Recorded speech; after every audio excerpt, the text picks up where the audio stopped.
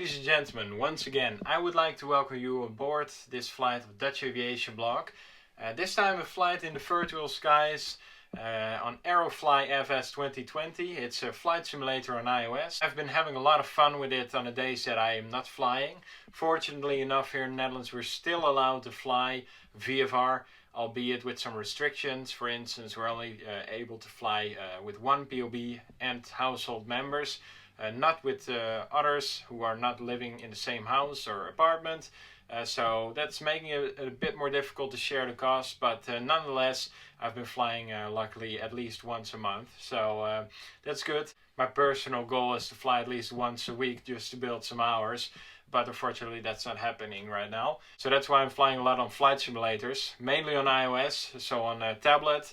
I don't have a huge computer with very good specs to run X-Plane on, unfortunately, but I use different flight simulators on iOS to get my buzz of flying, if you will. On today's flight I will take you up in a 747-400 of KLM from a small airport in Northern California all the way down to San Francisco International Airport. It's going to be a lot of fun. I enjoy this flight simulator particularly because of its beautiful graphics, and I'd say the physics are pretty good too. The systems aboard function almost identically, I think, as to how they would in real life. There are some drawbacks which I will get back to you about later this video, but generally speaking this is one of my go-to flight simulators on iOS. So without further ado, let's get started. So here we go, Aerofly FS 2020. Like I said, one of my favorite simulators. You have more. You have Infinite Flight, X-Plane. Graphic wise, this is one of the best. Okay, we're flying from Jack McNamara Airfield down the Northern California coast to San Francisco International Airport. So Kilo Charlie Echo Charlie to Kilo Sierra Foxtrot Oscar. And here we are in the flight deck. It all loads up pretty fast.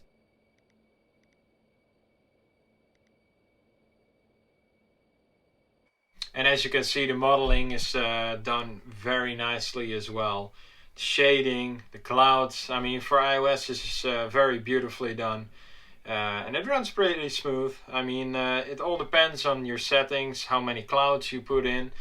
So that's also why I decreased visibility a bit. But let's fast forward now. So I changed the time and we're lining up now. Runway 30, Jack McNamara Airfield. Landing lights on. Okay, lining up. Now let's set the throttle.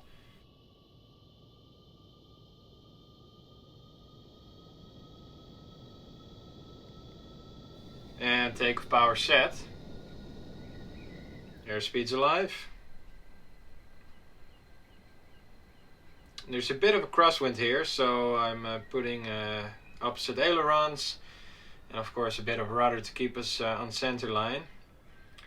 Okay, V1, rotate. And there we go. Barely made it up the runway. It was almost an overrun, but thank goodness. Should have used a bit more flaps. Buzz the rate, gear up. There you see the doors are modeled very nicely. The lights on the aircraft are done very nicely as well. So let's set the speed to 210 knots. And let's set the altitude. And autopilot on. And a few that I'm quite familiar with. I've sat in the jump seat on a 747 on multiple occasions, which is why I'm very fond of this aircraft as well.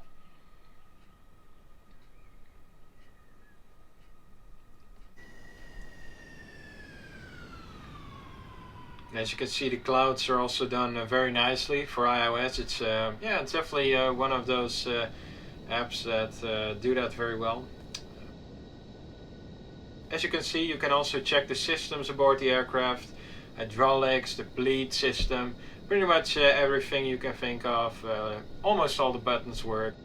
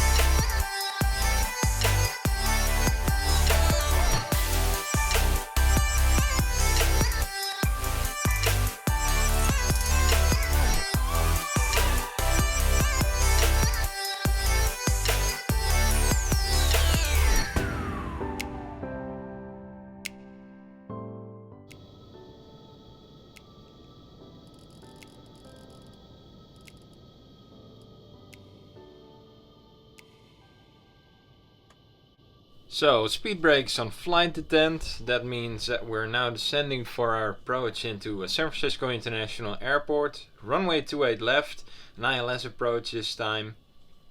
And let's put the altitude in 5,000 feet on the MCP, which is basically the control panel for the autopilot. And then the vertical speed set on minus 1,500 feet a minute. That should give us a good descent profile and keep us clear of the mountains in the vicinity of the airport. And the green line you see on the navigation display there, the green arc, that indicates where we will be on the route once we reach 5,000 feet with a descent rate of minus 1,500 feet a minute. And there on our 7 o'clock position you can see the San Francisco suburbs on the San Francisco coastline. Let's fast forward a bit. Okay. I always enjoy cloud surfing in real life, but in this simulator as well, as the clouds are very nicely modeled. In the 747 though, they go by a bit faster. I'm flying right now at 230 knots, which is indicated.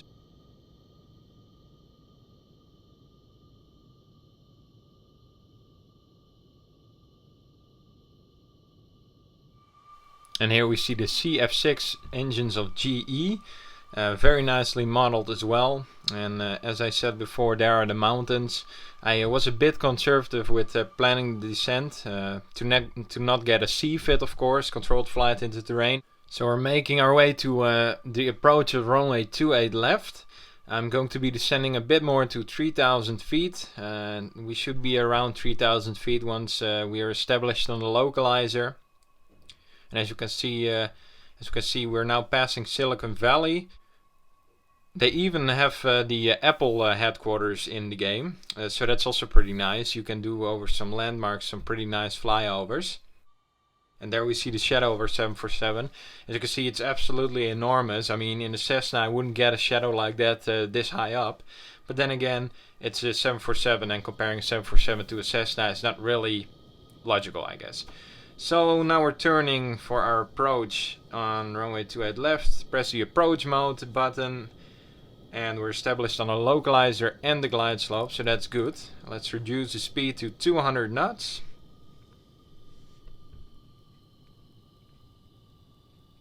And as you can see, the scenery is very realistic. It's photorealistic scenery, and from what I believe, I think they used Google Earth or something to implement the scenery, which is very nice. They've done a very good job about that. And as you can see, there are also bridges and whatnot. It's not all flat. They have a lot of things installed in the game. Flaps 1, speed decrease to 165 knots, 165 knots.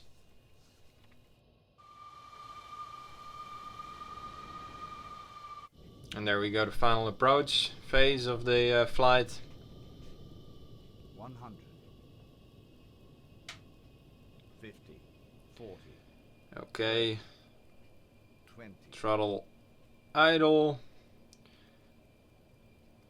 And flare, of course, because that's also something you definitely need to do in a 747. Speed brakes up. Rev green. Decel.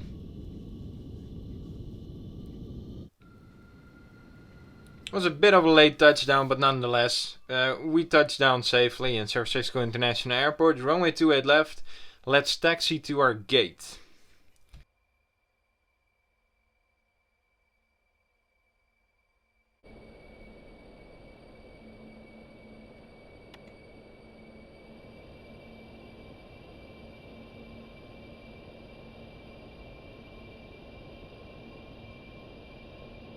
So I'm taxiing now to a random gate. Don't care really which one, just one that's free, of course.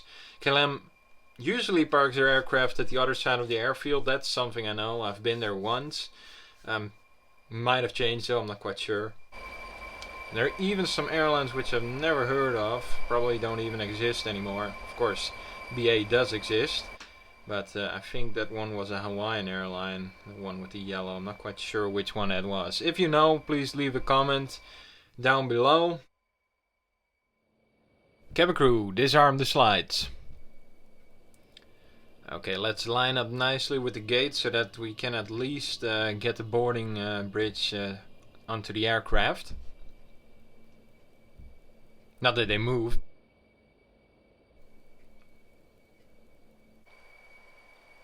Yes, lined up nicely. Well, a bit more. Yeah, there we go.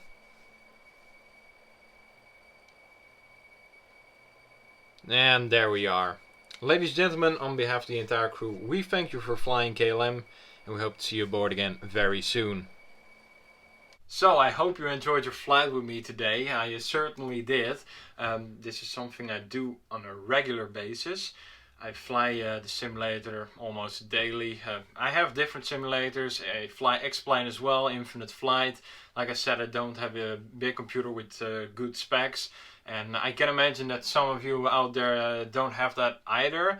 So if you have a tablet, be it Android or iOS, you can download most of these flight simulators like Infinite Flight, X-Plane or Aerofly, and fly on the go, which is pretty fun. I really like this simulator as the graphics are very good. The overall experience is very good. A lot of systems in the aircraft function as they should. I would like to see a bit more choice between areas that you can download, as well as of course weight and balance. It's also not included, but those are some minor things. Overall, I really enjoy flying the simulator.